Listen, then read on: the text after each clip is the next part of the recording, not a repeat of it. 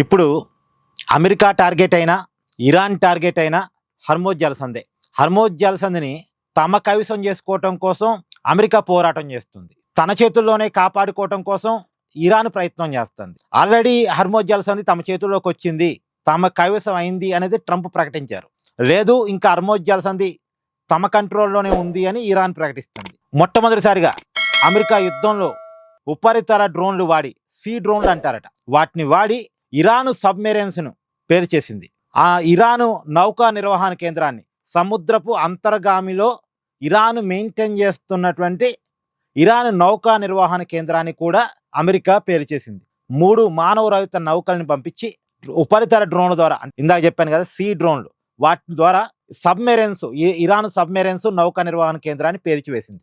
So మొత్తానికి Hormuz జలసంధిని తమ కైవసం చేసుకోవడం కోసం అమెరికా విపరీతమైన పోరాటం చేస్తుంది. లేదు, తమ చేతుల్లోనే కాపాడుకోవడం కోసం ఇరాన్ కూడా గట్టిగానే ప్రతిఘటిస్తుంది. అయితే ఇక్కడ ఒక విషయం ఏంటంటే, హర్మోజ్ జలసంధి తమ చేతుల్లోకి వస్తే అక్కడి నుంచి స్వేచ్ఛగా నౌకలు పంపిస్తున్నాం కాబట్టి మాకు 20% టోల్ ట్యాక్స్ కట్టాల్సిందని అమెరికా చెప్తుంది.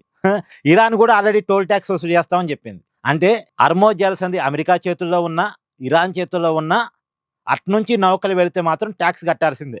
కట్టేది అమెరికాకా ఇరాన్కా అన్నదే సమస్య తప్ప ట్యాక్స్ మాత్రం కట్టాల్సిందే.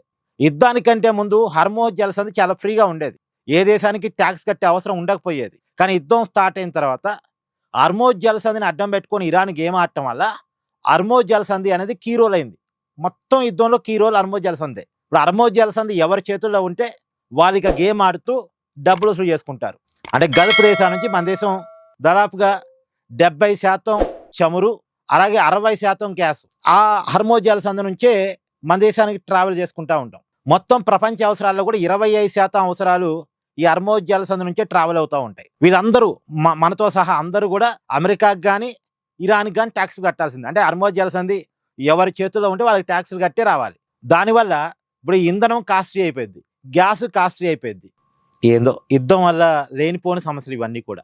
సో మొత్తానికి ఇప్పుడు హర్మోజ్ జలసంధిని తమ చేతుల్లో పెట్టుకోవాలని అమెరికా, లేదు తమ చేతుల్లోనే కాపాడుకోవాలని ఇరాన్ యుద్ధంలో ఇప్పుడు అది కీలక అంశంగా మారింది. చూడాలి ఎవరి చేతుల్లో ఉంటుంది, ఎవరి చేతుల్లోకి హర్మోజ్ జలసంధి వెళ్ళిద్ది అనేటువంటిది. Thank you. Please do like, share and subscribe this channel.